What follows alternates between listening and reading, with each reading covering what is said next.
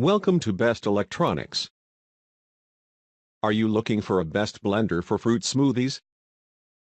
Watch the video and get some idea about Best Blender Aston A5200. Many persons have already bought this blender and their review shows that the blender is really excellent.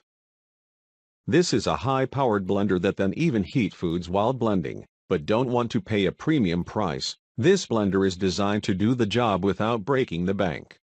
It features a powerful and efficient 2200-watt performance, with 6 chopping blades that shred through fruits and vegetables and turn ice into snow in just seconds. There's not much this machine can't do. There are manual controls for 10 different speeds, a pulse button and more. The program settings on this blender start at a low speed and increase to the highest speed for better blending, even when tackling hot soups and sauces.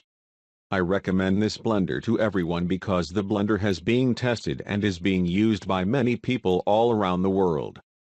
Item specifics. Capacity, 2L.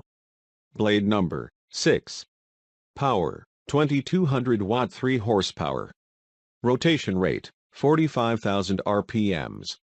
Controls type, push button. Housing material, plastic. Number of speed settings, 10.